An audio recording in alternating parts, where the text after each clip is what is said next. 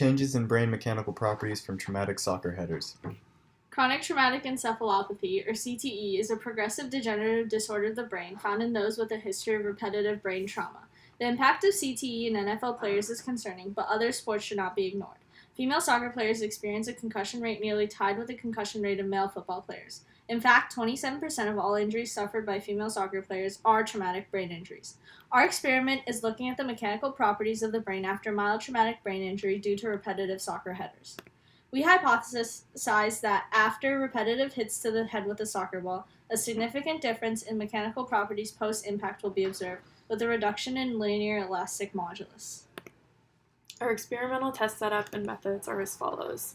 The right hemisphere of 4 sheep brains were used as a proxy for human brains. The brains underwent indentation testing pre-impact to get baseline linear elastic stiffness.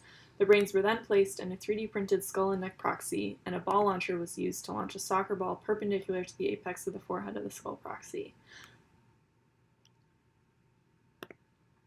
The brains were then retested to acquire post-impact linear elastic stiffness values.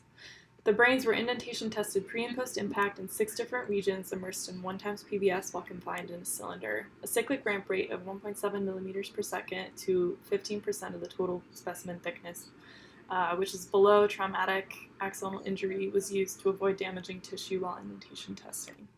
The brains were individually encased in a 3D printed skull proxy with a 6 millimeter thick forehead holding the brain to a mounted hybrid 3 neck. The same side of the brain that was tested using the Instron was facing outward in the proxy skull to be hit by the ball. The ball launcher was positioned 6 feet away from the skull and neck setup, and the soccer ball was launched 0, 10, 30, and 50 times at a speed of approximately 26 miles per hour, perpendicular to the apex of the forehead. Here is the cyclic ramp profile up to 15% strain we used. We tested 6 locations with each set of indentation tests for both pre- and post-impact samples. Here we show the force extension curve of the last loading-unloading cycle averaged over each test location of the brain. Red is pre-impact and blue is post-impact. We took the last loading-unloading cycle and extracted stress-strain curves for the loading regime. We fit a linear model to the linear elastic region and determined the elastic modulus by the slope of the fits. We measured elastic moduli in the range of 100 to 300 pascals. Here we see there is no clear relationship between incidences of impact and changes in the elastic modulus. There was a significant source of experimental error coming from inconsistent exposure of the brain tissue to PBS, and a more revealing experimental model would involve impact incidences on a higher order of magnitude to mimic the effects of headers over a player's lifetime.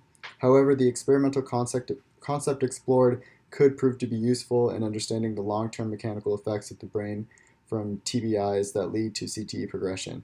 With a better understanding of the mechanical effects of header-induced TBIs, mechanical properties could be used as a metric for TBIs' severity and incidences.